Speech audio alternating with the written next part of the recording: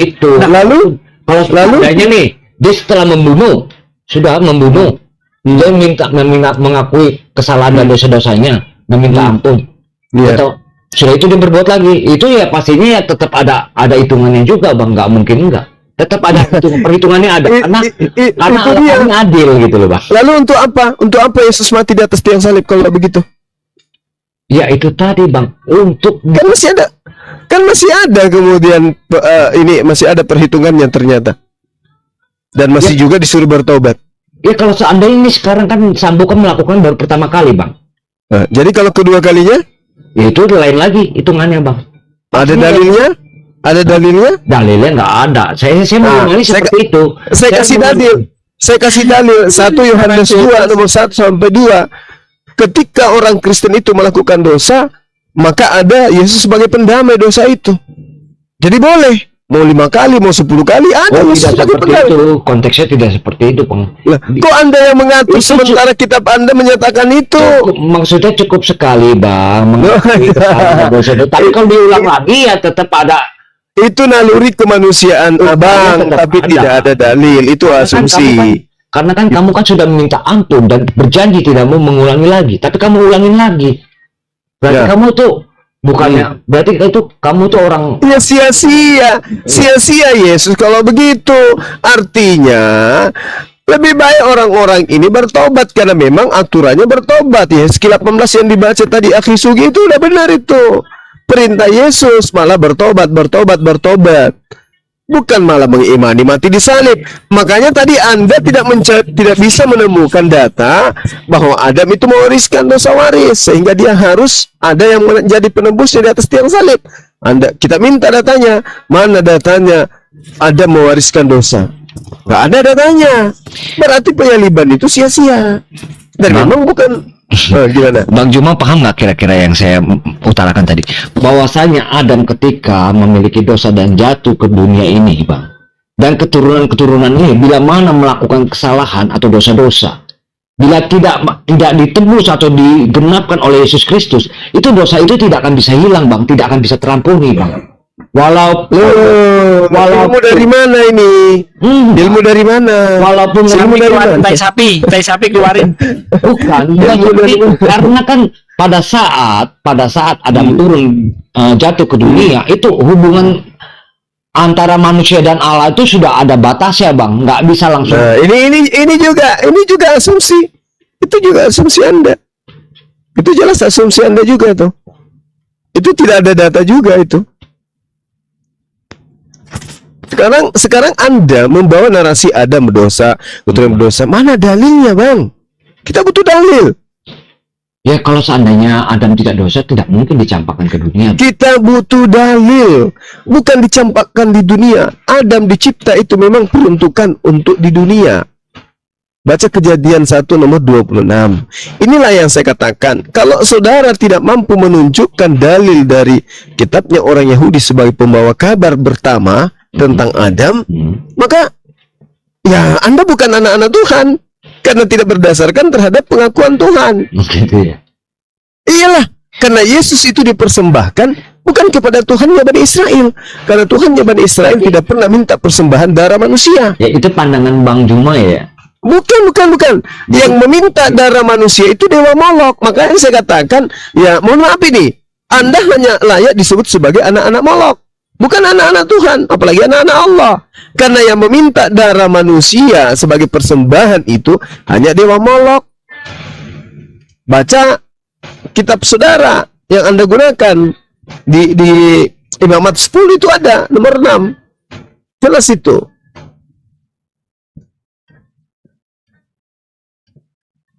Nah, kalau pewarisan dosa itu nggak ada, tetapi ada kematian manusia di atas tiang salib untuk menebus dosa, berarti kan udah jelas tuh, ternyata kematian Yesus itu bukan untuk menebus dosa waris, karena tidak ada datanya manusia diwarisi dosa. Berarti murni kematian Yesus itu untuk Dewa Molok. Dalam arti maksud saya seperti ini, Bang Juma. Ketika keturunan Adam itu lahir, itu dia nggak langsung berdosa, Bang. Bukan seperti itu. Dalam arti itu ketika keturunan Adam lahir, tapi dia melakukan kesalahan atau dosa. Tak seperti yang pada saat Kain dan Habel itu saling membunuh, nah itu si Kain ini sudah memiliki dosa dia. Tapi bila mana tidak digenapi, dia akan tetap berdosa, Bang. Sampai seperti apapun tetap akan berdosa, dan itu tidak akan bisa terampuni gitu. Paham, Bang? Maksudnya gimana, Bang? Maksudnya gimana? Jadi menurut saudara, manusia lahir itu sudah bawa dosa? Belum. Nah, berarti nggak ada dosa waris kalau begitu. Pastinya kan manusia kan nggak memiliki kesalahan, Bang. Itu harus Iya. diimani, Bang. Jadi dosa apa yang ditebus Yesus di atas tiang salib? Kalau bayi lahir tidak bawa dosa. Ya, namanya manusia pasti akan melakukan kesalahan. Bang, dosa utang piutang gitu. Nah, utang piutang tidak dibayar itu dosa. Dosa. Dosa itu, Bang. Itu harus dibayar. Ya, jadi kalau Kali dari percaya pihak kepada pengutangnya itu mengikhlaskan itu udah selesai gitu loh, Bang. jadi kalau percaya kepada penyaliban utang kita itu terhapus. Dalam arti utang apa nih? Ya tadi katanya utang piutang. Ya, ini kan perumpamaan. Bang Adam, Jangan jangan melebar Bang Adam, jangan melebar. Jangan keluar dari Alkitab. Biarin dulu Bang. Bang Adam, ya, Bang. jangan terlalu, kau nggak bisa jauh ya udah gitu. Iya. Nah, turun aja. Sebenarnya sedikit ya. Sebenarnya Adam diusir dari surga bukan karena dosa, tapi karena Tuhan nggak mau disaingi. Coba lihat di dalam kitab Kejadian 3 ayat 22 dan seterusnya itu. Itu kan jelas sekali, sesungguhnya manusia telah menjadi salah satu dari kita, mengerti baik dan buruk, maka jangan lagi tangannya dibiarkan untuk mengulurkan kepada buah yang berisi berisi kehidupan kekal. Itu sebenarnya bukan karena dosa dia, karena Tuhan tidak mau disaingi. Pak Sugi melanggar perintah, Pak Sugi. Dosa itu apa sih Pak Sugi? Bentar sedikit ya. Kalau Anda bilang melanggar perintah, Dosa saya apa? pertanyaan bentar Bang. Pertanyaan Artinya? saya, ketika Adam diperintah untuk dilarang untuk makan buah itu, Adam sudah mengerti baik dan buruk atau belum? Belum. Udah gimana orang pengertian baik dan buruk ada di buah itu? Kalau dia mengerti baik dan buruk tentu tidak telanjang dong. Ya udah, telanjang kan bukan berarti buruk. Wah, Siapa bilang telanjang itu buruk? Bang, Emang kalau kamu dia itu telanjang sudah buruk? mengerti baik dan buruk, Bang, dia tentu dia Tanya itu punya kamu buruk nafsu, nggak Bang. telanjang? Ya ampun nih orang, jadi Ampun dah. ya, ampun kalau deh. Adam tidak makan Masa buah kamu itu, buruk sih, Bang, telanjang? gantian. Kalau Adam tidak makan buah itu, maka kedudukan manusia itu seperti monyet, tidak pakai baju kemana-mana. Apakah itu baik? Itu Baik kan begitu. dia dibungkus sama kekudusan Tuhan. Mana di ayat mana dibungkus kekudusan, di ayat mana? Waktu dia setara Saya tanya ayat dulu. terbukalah mata mereka, kekudusannya hilang.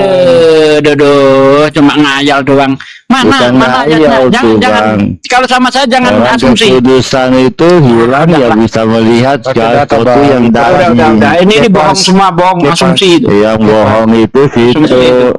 Itu kan kamu Sekarang bohong tunjukkan semua. ayatnya bahwa Adam dibungkus kekudusan. Ayolah, mana ayatnya? Itu di dalam Kejadian 3 itu dikatakan bahwa setelah dia makan terlepaslah kekudusan itu. Mana Dia terlepas bisa kekudusannya? Setelah dia Matanya makan terbuka. terbukalah matanya sehingga Nah, itu dia tahu waktunya. sedang telanjang. Di mana Nah. terlepas kekudusannya? Di mana? Terus apa yang membungkus dia? Tidak bisa Ini dilihat. pembungkus. Ngarang doang. Jangan ngarang Bang, Coba. jangan ngarang, Udah, jangan diam dulu. ngarang. Lanjut Bang Jumat. Oh, Lanjut, itu Bang Jumat. ngarang. Udah, stop ya. Lanjut Bang Jumat dengan Adam. Mabok. Wah, ini orang mabok ini. Yang mabuk itu Dewa. Iya, Stop dulu, kembali ke topik ya. Sebentar, Yang mau- sebentar, itu host kali ngomong, itu. host ngomong. Sebentar. Bukan? Ngawur semuanya. Ya gitu dong. Saya kira manusia, ternyata Adam binatang. dia. Aduh, Gak apa-apa, jangan biarin. Aduh, kok diusir-usir. Udah sepi dong. Adamnya mana tadi? Adam naik lagi dong. Adam lebih bagus tadi diskusinya. Datang satu ngaco deh tuh. Ngaco dia. Dibungkus kekudusan mana ayatnya? Katanya jangan keluar dari Alkitab. Dia keluar dari Alkitab, gimana sih? Enggak, dianya kepanasan tadi soalnya Pak. Ustaz Sugi langsung motong kencang kali dia dengar, jadinya kayak gitu. Udah baper dari awal dia. Mas Adam naik lagi, Mas Adam. Nggak apa-apa kok, saya udah ngomong sama Mbak Inul, nggak apa-apa. Ini bukan Adam suaminya Mbak Inul Daratista ya? Bukan. Udah Bang ganti jangan. Bukannya Bang Adamnya? Oke, terima kasih Bang Adam. Iya. Silakan. Bang Zuma silakan enggak Bunda, lanjut. Nggak dibalikin ke topik dulu. Jangan Iya, naikkan lagi Oten lah, biar apa? Nanti kalau naik rusuh lagi dia. Lanjut. Oke. Silakan sama Bang Juma aja. Iya, baik. Jadi itu tadi Bang, kalau tidak ada data bahwa Adam mewariskan dosa, ya kita nggak bisa memaksakan itu. Artinya penyaliban itu hanya rekayasa. Kalaupun penyaliban itu terjadi, itu bukan untuk nebus dosa, tetapi oleh karena ada unsur lain, misalnya unsur politik. Karena imam-imam Yahudi, rabi-rabi Yahudi kemudian merasa iri terhadap Yesus karena pengikut Yesus semakin hari semakin banyak. Perpuluhan mereka berkurang, sehingga mereka melakukan propaganda untuk menangkap dan membunuh Yesus. Maka mereka melakukan kesaksian palsu demi untuk apa? Demi untuk supaya Yesus ini ditangkap dan kemudian pengikut daripada Yesus itu kembali kepada mereka, para rabi dan imam-imam Yahudi. Nah, kenapa demikian? Karena saudara tidak bisa menunjukkan data itu. Lalu kemudian tadi saudara Adam mengakui bahwa anak lahir tidak membawa dosa, tetapi kemudian manusia cenderung kepada melakukan kesalahan. Nah, Yesus datang untuk nebus ke itu. Nebus yang mana? Kalau anak-anak dilahirkan tidak bawa dosa dari Adam, lalu dia mati, nebus dosa apa gitu loh Bang? Ternyata anak-anak ini tidak mewarisi dosa. Lalu untuk apa Yesus mati di atas tiang salib? Coba Anda jawab ini dulu. Silakan.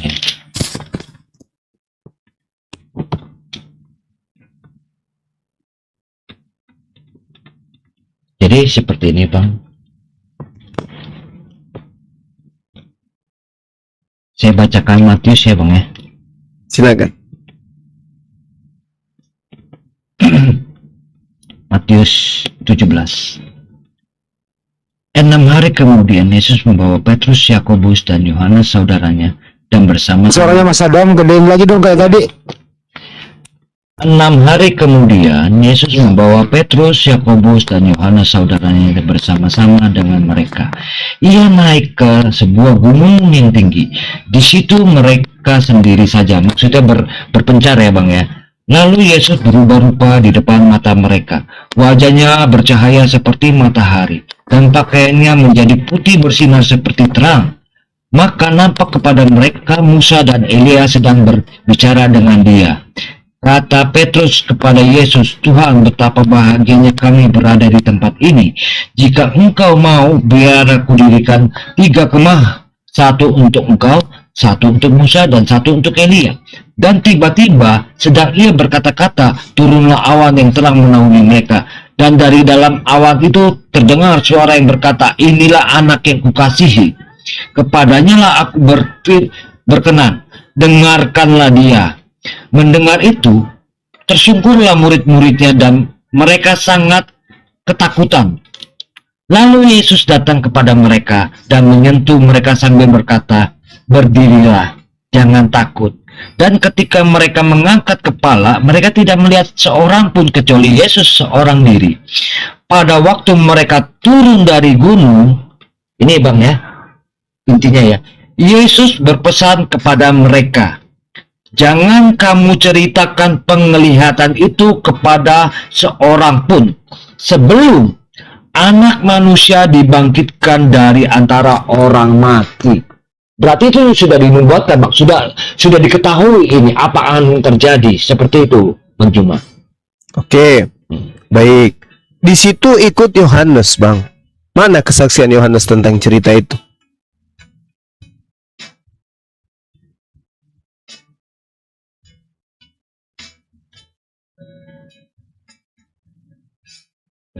Mana kesaksian Yohanes, Bang? Tentang cerita yang Anda bangun tadi. Ya mungkin ini Matius pun. Kan Matius tidak ikut ke sana kan? Yang ikut ke sana kan Yohanes. Mana kesaksian? Kalau ini cerita-cerita betul, mana kesaksian Yohanes?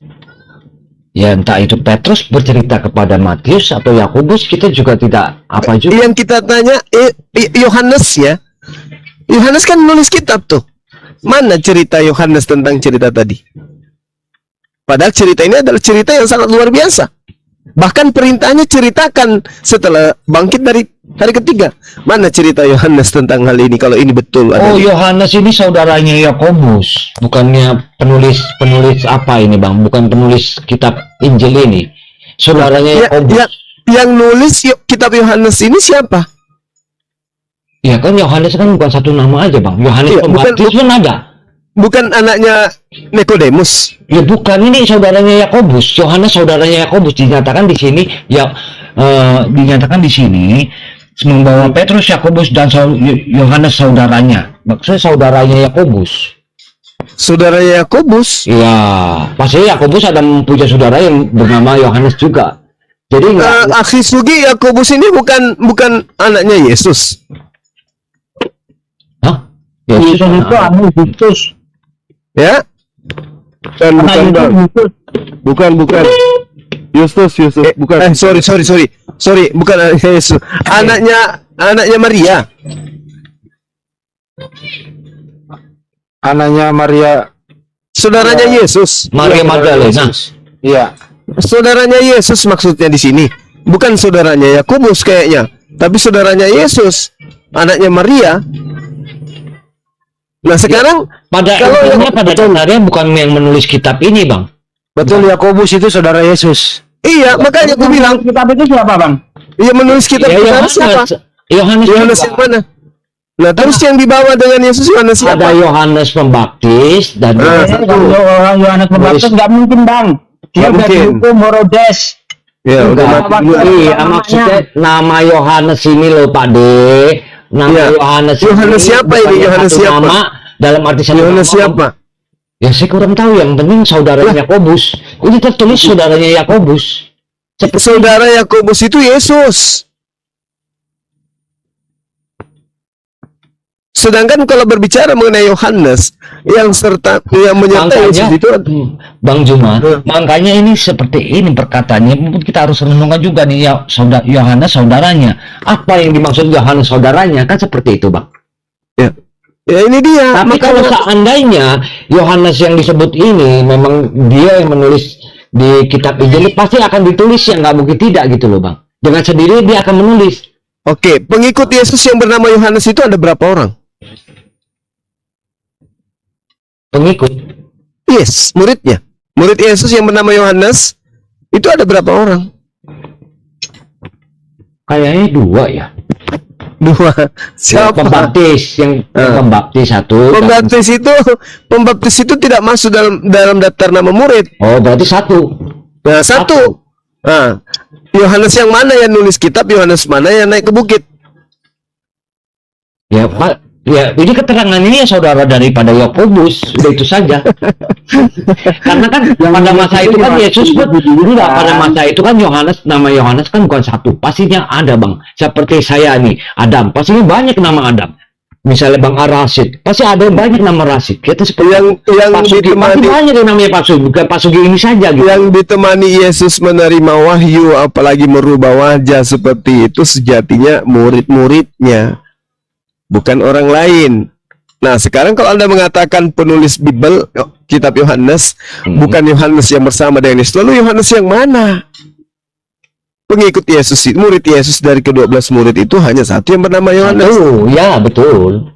Nah, terus Yohanes yang mana lagi yang nulis? Yohanes Mungkin mana? Yohanes saudaranya Yakobus atau Petrus, saya juga tidak tahu. Mungkin sudah dinyatakan. Mana ada saudaranya Yakobus bernama Yohanes? Iya.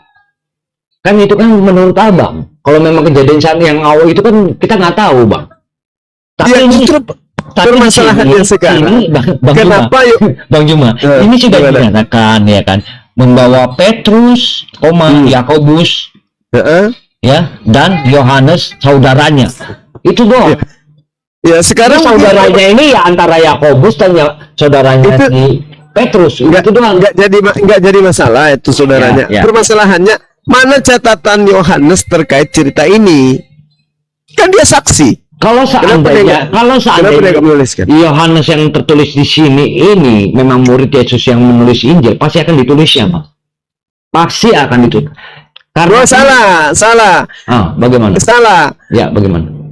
Kalau benar cerita ini, tentu Yohanes juga menuliskan. Iya.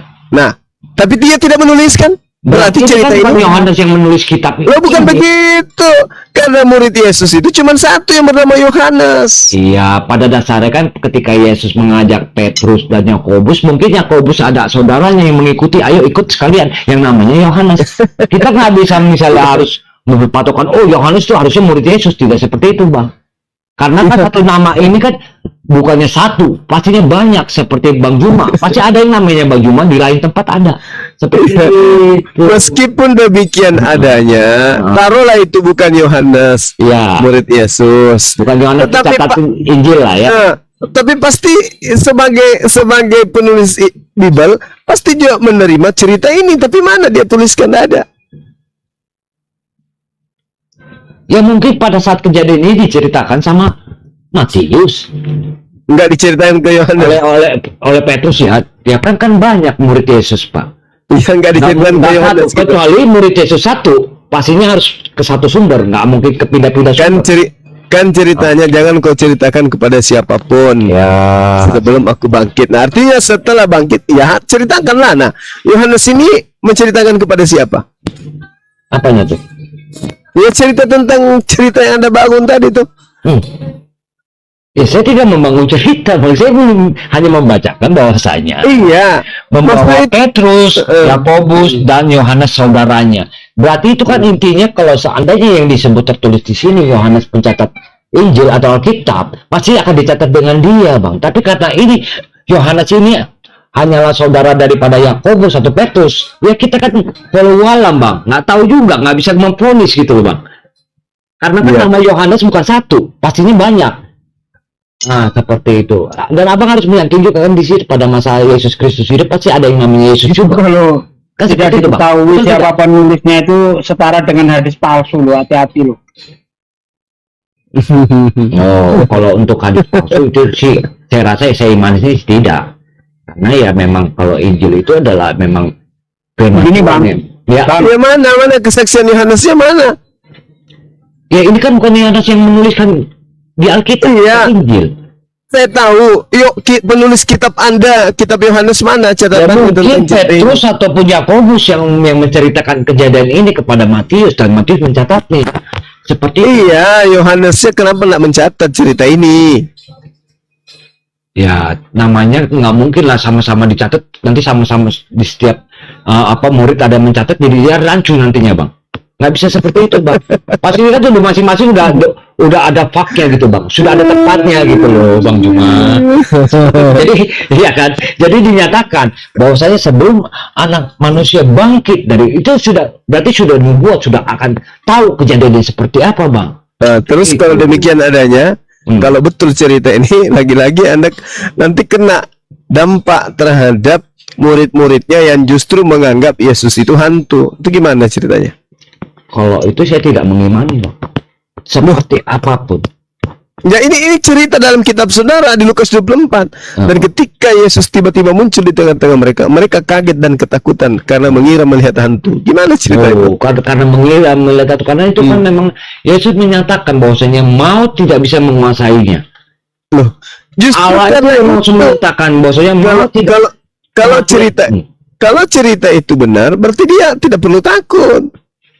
Ya tapi kan sudah Tidak- dinyatakan oleh Tidak Yesus perlu Kristus, mengira jangan Yesus takut. itu hantu.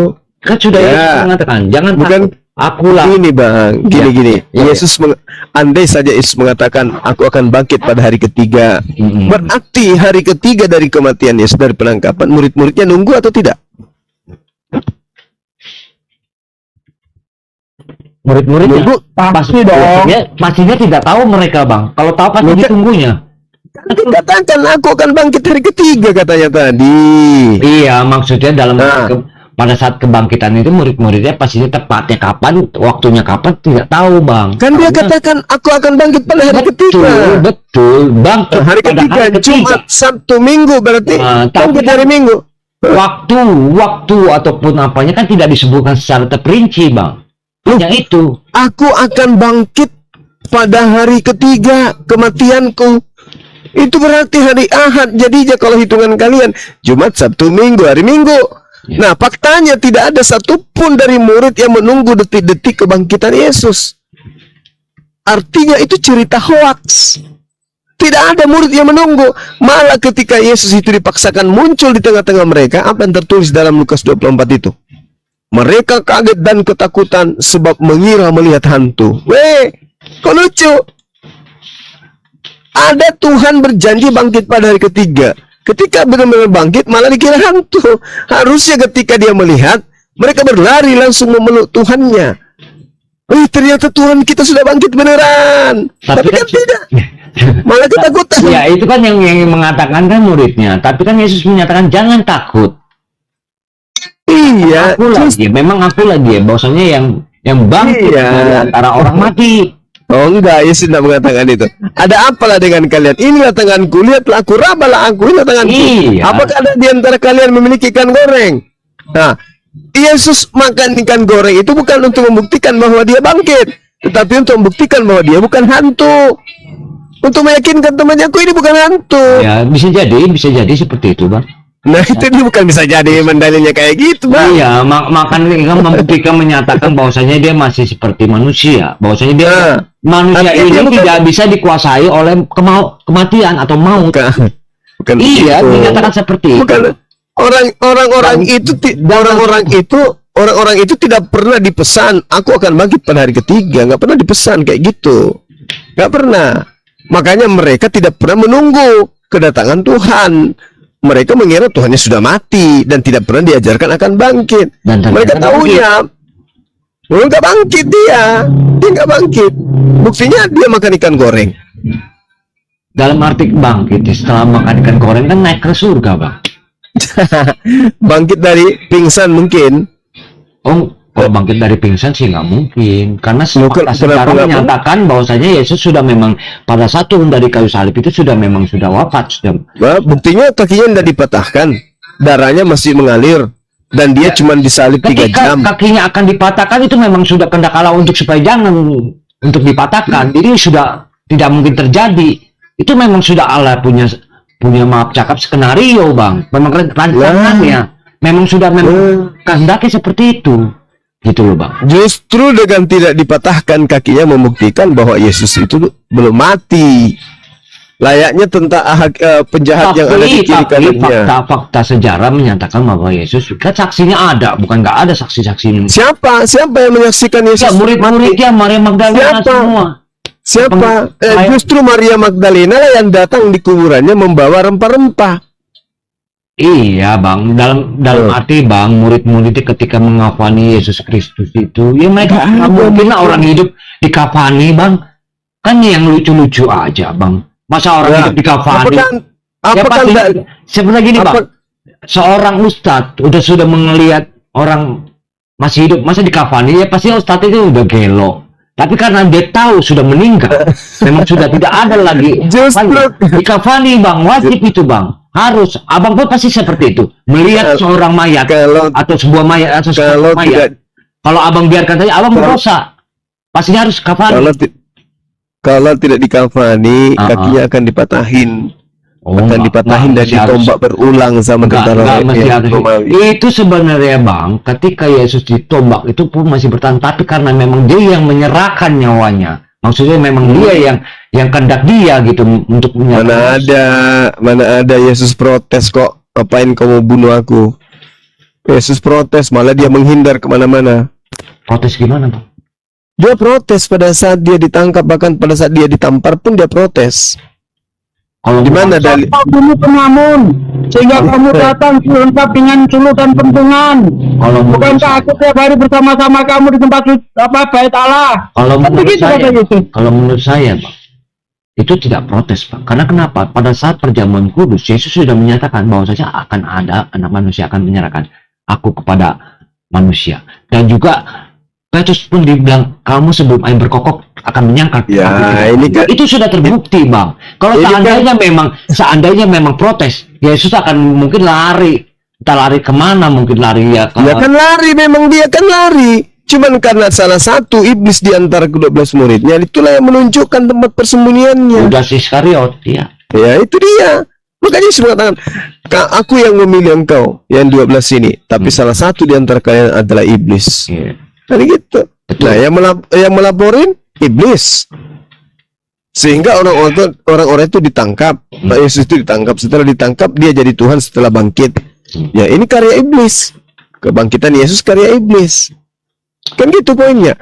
Nah, apapun yang kita bahkan bukan seperti itu maksudnya saya bang Juma. Bahkan iblis menyangkal Yesus itu bahwasanya dia disalib, itu dia menyangkal, itulah iblis. Coba kalau dia mengimani bahwasanya di mana iblis menyangkal bahwa Yesus disalib? Justru dia yang merasuki Yudas agar Yesus itu disalibkan. Jelas itu. Apa tujuan iblis merasuki Yudas? Agar Yesus tidak disalib gitu. Tapi itu semua rahasia ilahi juga. Larinya ke rahasia ilahi. Iya bener bang. Kenapa saya bilang gini bang Juma? Bang Juma, ini rancangan Allah bang. Rancangan Allah. Kalau di mana Tuhan merancang membunuh manusia? Bang Juma, sebentar. Karena ketika perjamuan kudus, Yesus sudah menyatakan, kejadian sudah menyatakan akan bahwasanya ada satu yang akan menyerahkan aku kepada manusia.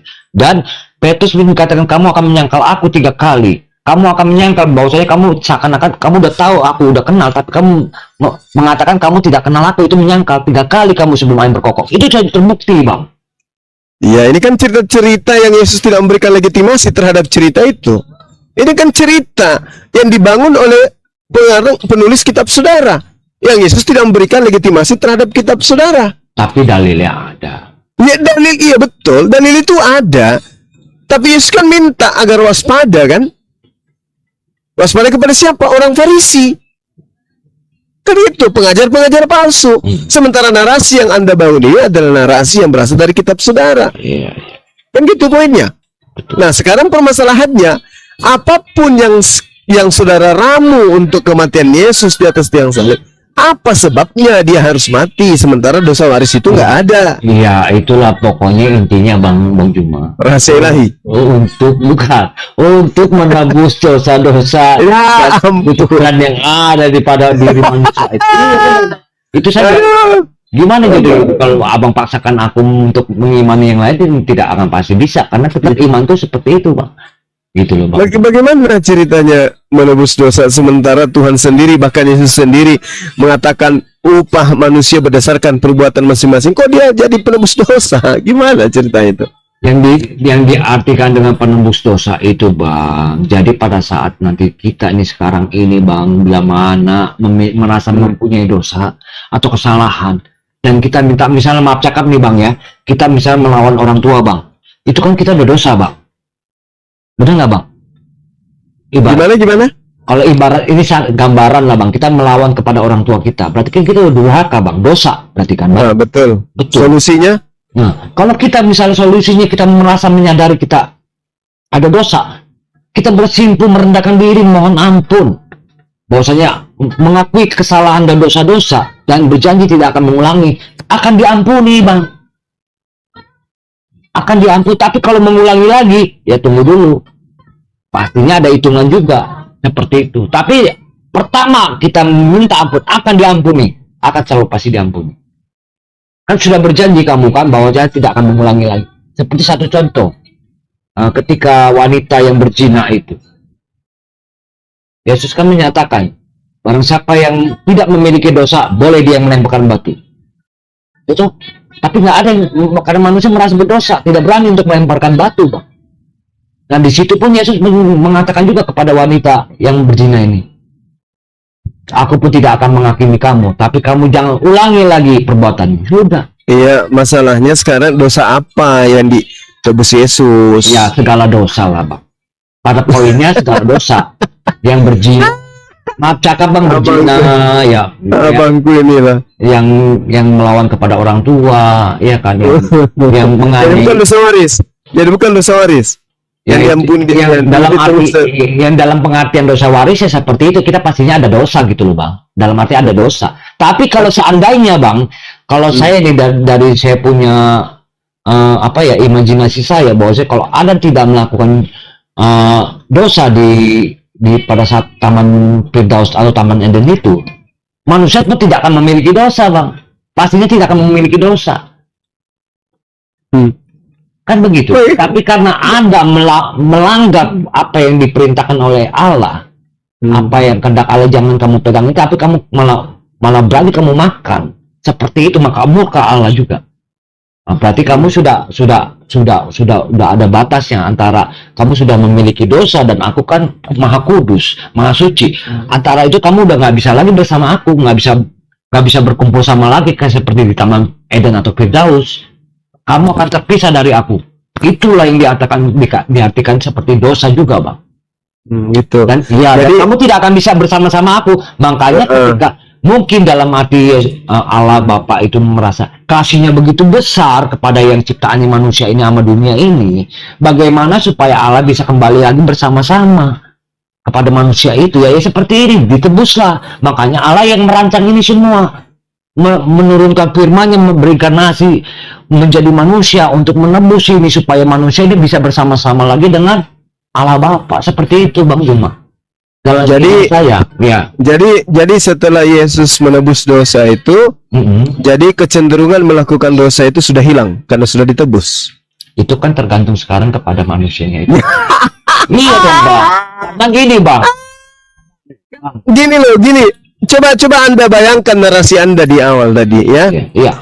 Andai saja Adam itu tidak melakukan dosa, maka keturunannya tidak akan melakukan dosa. Pastinya. Kan gitu. Nah, dosa yang dilakukan Adam itu sudah ditebus oleh Yesus. Artinya tabiat yang diwariskan oleh Adam itu sudah tidak ada. Iya, Pak. Karena sudah ditebus. Bagaimana dengan Kristen hari ini? Tapi kan seperti ini, Bang. Saya tanya dulu. Yesus sudah mati di atas tiang salib. Dosa itu sudah ditebus. Manusia sudah didamaikan kembali dengan Tuhan. Tapi kenapa Bang Kristen masih bergeliman dosa? Kenapa? Tapi kan manusia kan diberikan pilihan, Bang. Ya. Tadi katanya. Abangku cuma denger dulu. Manusia diberikan pilihan, Bang. Dalam arti pilihan. Kalau kamu mau memilih yang baik dan benar, silakan kamu pilih. Tapi kalau kamu memilih yang tidak benar, itu akibatnya ada sama kamu sendiri. Ya, kan seperti itu, Bang. Tadi katanya Yesus datang untuk menebus dosa itu, sehingga tabiat itu sudah hilang. Akhirnya Tuhan didamaikan lagi dengan Yesus. Tidak menghilangkan tabiat, Bang. Dalam arti manusia kan memiliki akal budi, Bang. Pikirannya ada, Bang, manusia, Bang. Tadi saudara mengatakan bahwasanya andai saja Adam tidak makan buah itu, maka kecenderungan melakukan dosa itu tidak akan ada terhadap manusia. Maka perlu pendamai. Maka kemudian turunlah Yesus untuk nebus. Bang, ditebus berarti hilang sudah hutangnya. Bang, bagaimana? Kalau seandainya Adam, menurut saya nih ya, Bang ya, kalau seandainya Adam tidak memakan buah yang dilarang itu, mungkin sampai sekarang manusia tidak ada, kurasa, Bang. Hah? Iya kan perintah ada, karena kan Adam masih di Taman Firdaus, tidak akan. Salah Anda. Makanya belajar lagi di dalam Kejadian 1 nomor 26. Perintah Tuhan itu, baiklah kita menciptakan Adam untuk mengisi bumi, bukan mengisi Gan Eden. Memang Adam dicipta untuk ke bumi. Beranak cuculah engkau. Mungkin sebelum ditaruh di bumi, Adam ini sudah melakukan kesalahan atau dosa. Mungkin saya rasa ya, Bang. Adam belum diciptakan. Alam belum diciptakan. Baru mau diciptakan. Ketika Adam diciptakan sudah jadi bentuknya kan, Bang. Sudah bersama-sama dengan Allah itu kan.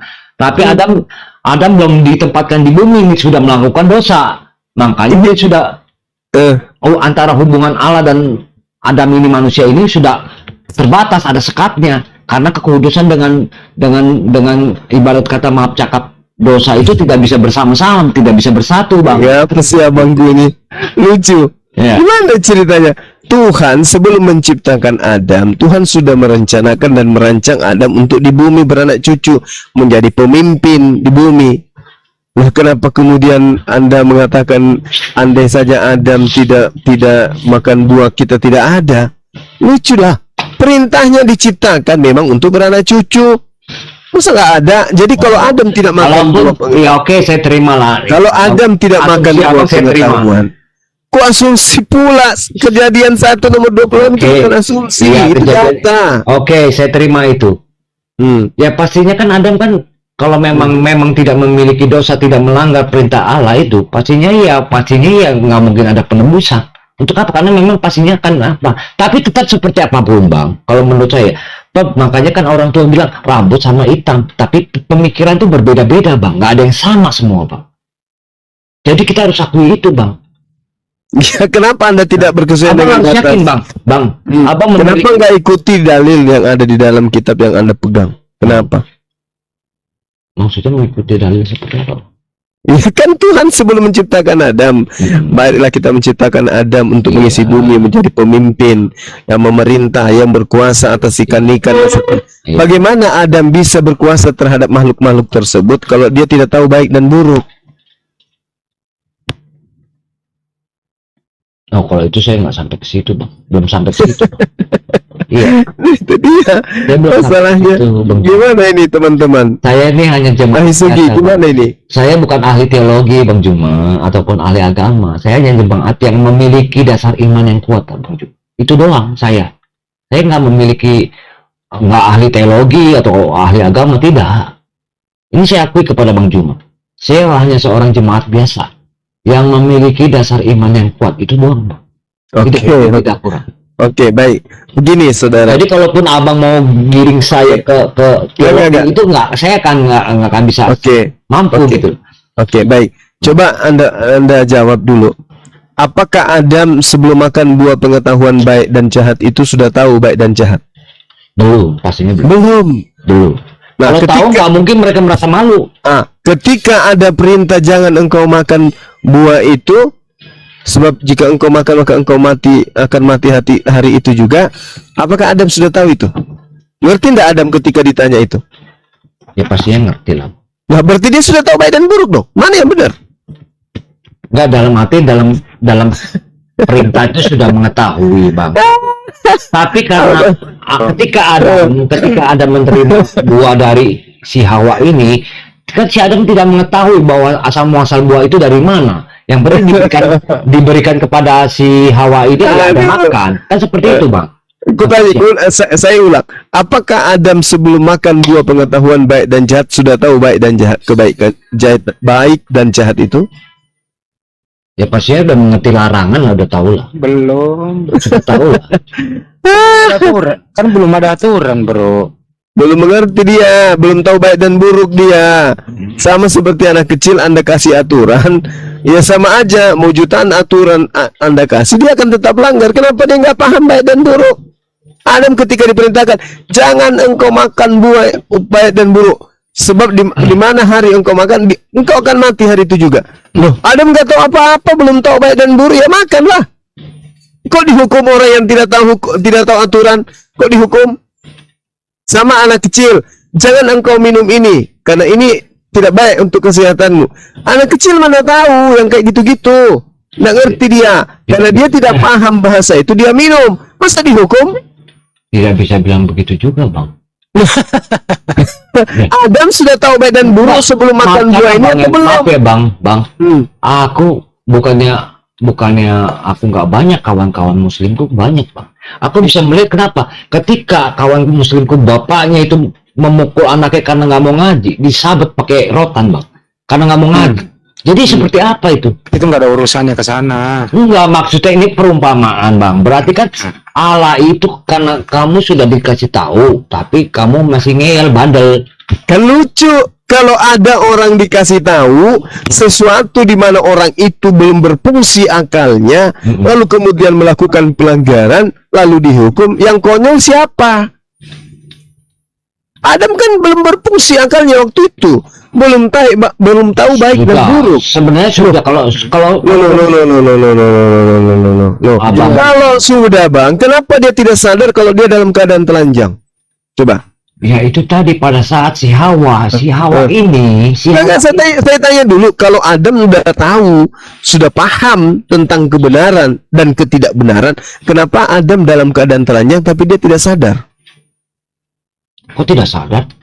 Nah, nanti dia Dia makan. kok masing-masing bersembunyi, Loh, malu. Itu setelah dia makan buah. Ya. Enggak, bukan auratnya terbuka. Anda keliru. Adam itu dalam keadaan telanjang. Begitu makan buah ilmu pengetahuan baik dan buruk, baru sadar kalau dirinya telanjang. Iya, mengetahui, makanya dia bersembunyi gitu loh. Berarti sebelum makan buah pengetahuan, jangankan tahu baik dan buruk, telanjang aja dia tidak sadar. Setuju nggak? Setuju. Nah, Pintar. bagaimana ada orang yang mengerti tentang dirinya telanjang aja diberi aturan, jangan kau makan itu ya, jangan kau makan ini ya, ini yang boleh kau makan ya, ini yang tidak ya. Orang telanjang aja dia nggak sadar kok. Kok dikasih aturan kayak begitu? Kalau itu kuasa Allah dah bang. Saya Udah lagi. nggak bisa ngatur kayak begitu, itu kuasa Allah punya. Bisa juga Allah membuat dia, bahwasanya dia nggak merasa malu, bisa. Tapi dia mengerti akan bahwasanya perintah-perintah larangan bisa. Udah cukup sampai di situ. Aduh, saudaraku ada. Ya Bang Jumai. Ya. Tapi Bang Juma udah follow aku follow balik udah ya, follow back ya. Oke. Oke, saudara. Bro Adam.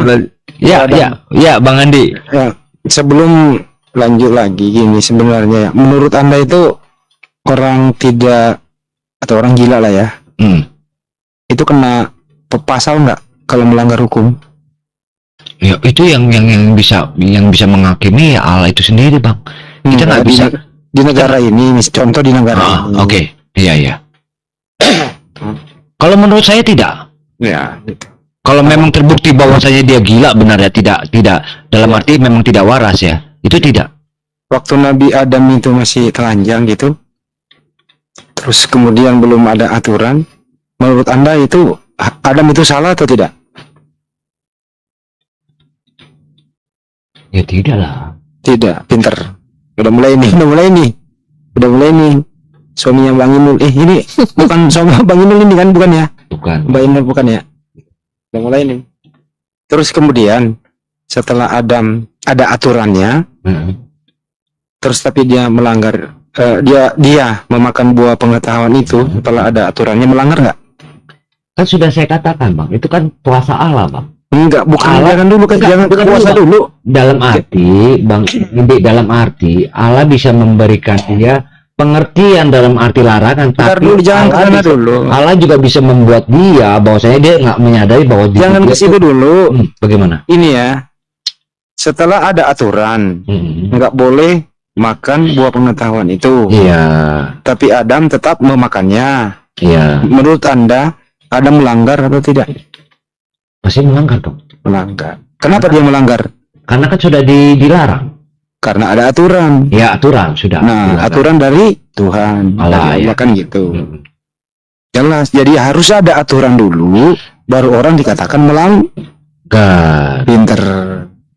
Itu Ya, gampang, sederhana kan? Ya nggak ubahnya jalan lalu lintas lah bang. Nah, pinter sekarang. Hore, tepuk tangan, pinter.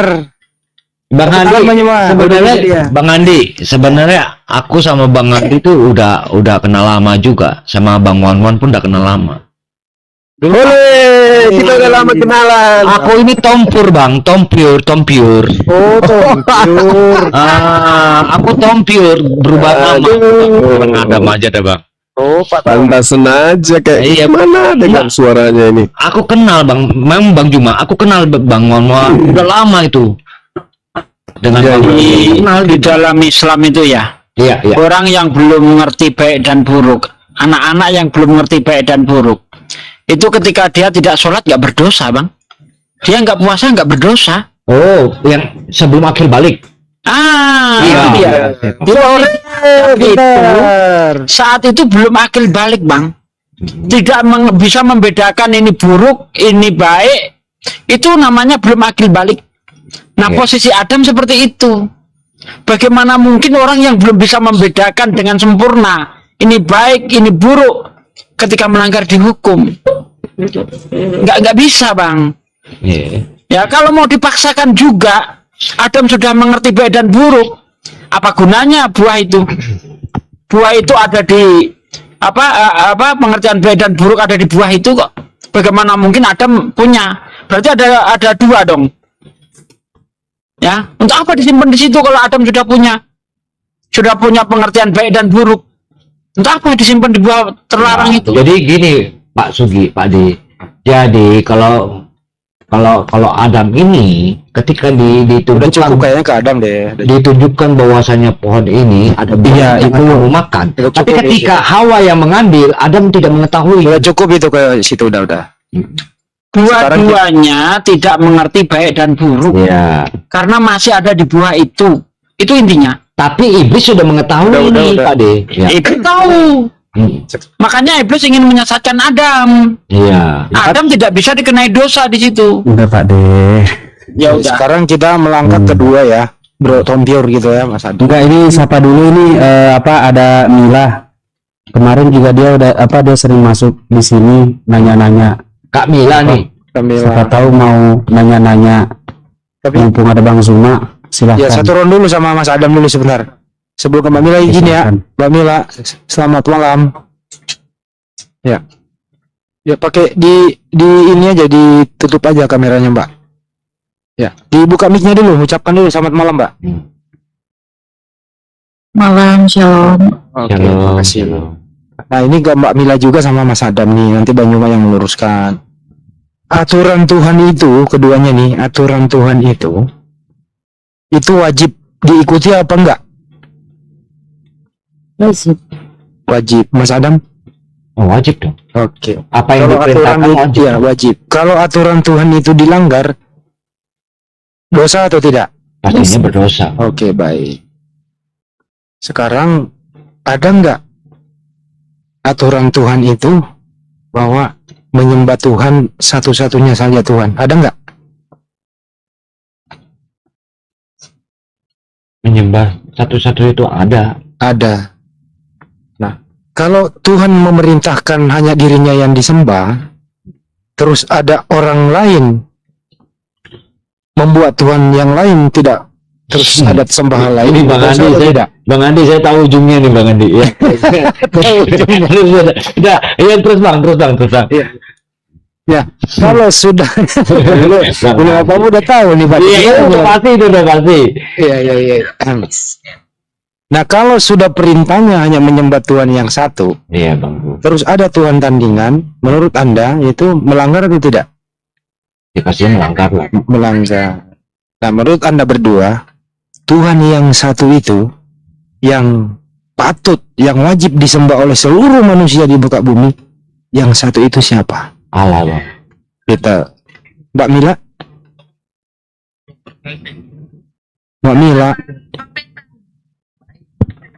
Mbak Mila mengikuti ini. Mbak Mila no komen ya. Oke. Kalau Tuhan yang satu itu, Mas Adam ya, ingin memberikan perintah kepada makhluknya di muka bumi, apakah Tuhan itu yang turun langsung bergaul dengan makhluknya atau dia mengutus utusan? Ya kalau dikatakan bahwasanya yang berinkarnasi itu adalah firman Allah, berarti itu Ya, Allah itu berarti itu Allah itu sendiri Bang. Jangan muter dulu. Enggak, dalam arti yang ya itu tadi yang berinkarnasi, yang turun dari surga berinkarnasi menjadi manusia itu dari firman. Jangan ke Yesus dulu, khusus ke sebelum Yesus deh, ke Nabi Musa dulu. Nabi Di Musa. kaum Nabi Musa, supaya kaumnya Nabi Musa ini tidak menyembah Tuhan selain yang benar gitu ya, Sang ya. Pencipta. Ya. Bagaimana caranya Sang Pencipta ini memberikan aturan kepada makhluknya di muka bumi? Pastinya ada peraturan. Ya bagaimana cara menurunkan aturan itu ke bumi? Yaitu 10 perjanjian itu kan sudah ada. Ya 10 perintah Ten Commandment Ya. itu, Mm-mm. ya bagaimana caranya dari surga turun ke bumi supaya manusia mengikuti 10 perintah Tuhan itu? Ya disampaikan oleh Musa. Oke, artinya Tuhan tidak perlu turun ketemu Nabi Musa, berjalan-jalan hidup seru sama Nabi Musa. Artinya dia cukup memberi legitimasi kepada Nabi Musa sebagai utusan Dia Tuhan. otoritas, betul. Oke. Nabi Tapi Musa dengan menerima wahyu kenyataannya, itu. Bang Edi, Sebentar, menerima wahyu itu dari Tuhan, Nabi Musa mengajarkan kepada kaum Bani Israel. pintar. Tapi pada kenyataannya Bang Edi, pada kenyataannya